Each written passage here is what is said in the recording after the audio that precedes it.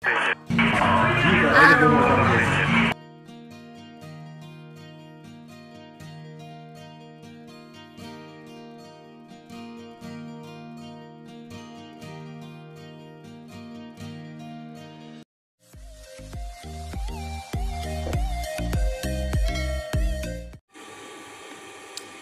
update, Paolo Avellino and Kem Chiu.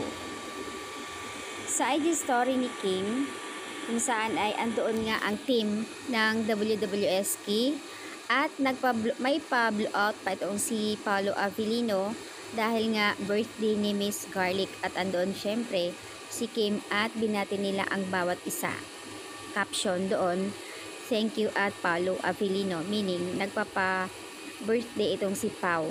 Samantala, doon may sinasabi siya kay Pao na Aro means, I think, salitang Ilocano or Panggalatok, means I love or mahal ang tawag. So, yun po ang tawag nila.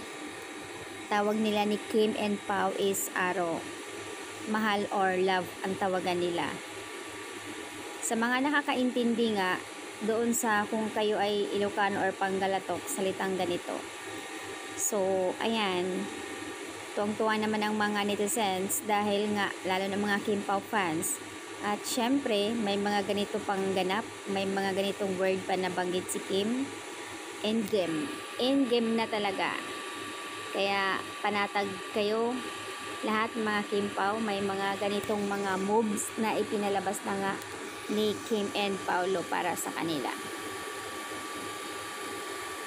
At wag naman din paniwalaan ang mga pa-cute-cute ni Oliver doon sa It's Showtime kasi nga bumisita kanina, although wala siyang binanggit kung sino ang binisita niya at may pagbibiro pa kasi sila Vice Ganda at iba pang mga co-host. At syempre naman, wag na sanang kung kayo ay solid ng fandom ng Kim Pao, wag nang patulan or gatungan ang mga sinasabi ng It's Showtime kasi normal lang sa kanila ang biruan.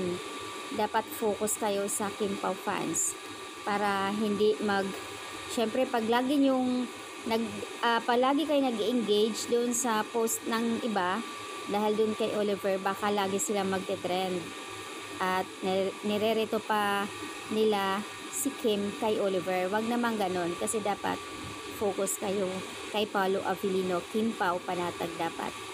Marami kasi ibang mga netizens ay ibang mga fans ko no ng Kim Pao na talagang ma-agree pa sila, kinikilig doon kay Oliver sa Showtime na kung saan ay nagkakaroon pa ng biruan. So ayan, at may pag-engage pa sila, lalong dumadami ang views ni Oliver. Kaya sana wag, ayon sa karamihan, sana wag na mag-engage or wag na patulan, hayaan na lang kasi normal lang yung ganyan pag-joke nila.